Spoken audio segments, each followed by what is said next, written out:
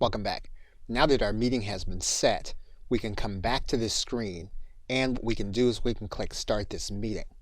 Now you'll find the open link to this meeting by going to this section, which is My Meetings, and you'll see it here in this area. All you'll need to do is to go to this Start link. You'll be starting the actual online meeting. And when this happens, Zoom is going to start the process of opening up software that's going to download to your personal computer as well as interact with your browser. You're then going to click Open Zoom Meetings. Now, you may want to click this link that says always open these kinds of links in the associated app so that you can save time on this process. Now, for the purposes of this course, we're going to go ahead and we're going to enable this link because we're going to be doing this more than once. We're now going to click Open Zoom Meetings. Now, we've enabled the recording, so the recording is now being conducted as we speak. Now, one of the things that we have done for the purposes of this video is we have disabled the video. If we want to enable our camera, all we'll need to do is to click on top of this icon and our webcam will then be enabled.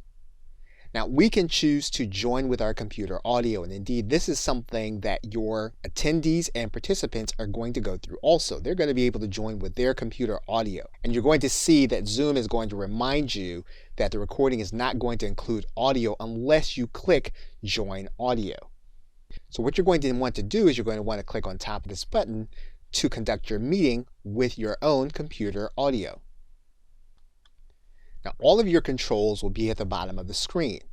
If you want to invite individuals to participate with you, you can click this Invite button and they'll be brought into your meeting. And what you'll do is you'll click this button. This is going to give you links or ways to send the invitation. What you can also do is you can choose the content that you'll be sharing, and you'll do that by clicking this button. This is going to give you the opportunity to choose the screens that you're going to be showing during your meeting. In fact, one of the things you'll see here is that there is a place for you to conduct the meeting using your mobile device. We can be even more detailed with the screen that we're going to be using, a particular portion of the screen, individual computer sound, or content from a second camera. We can also enable the chat for our participants. And what we'll need to do is to click this button, and we'll be able to type messages to everyone as well as to receive everyone. Now, when people type back to you, everyone in your group is going to be able to see these messages as they're being typed in real time.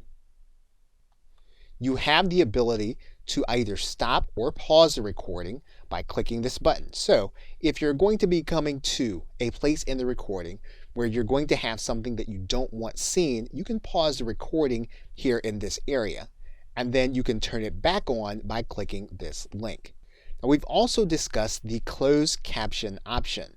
And basically what this is going to do is this is going to give you the ability to either have someone type the notes as they're being conducted in real time, or you can type them here also. If we click this button, you'll then be able to see your controls for closed captioning.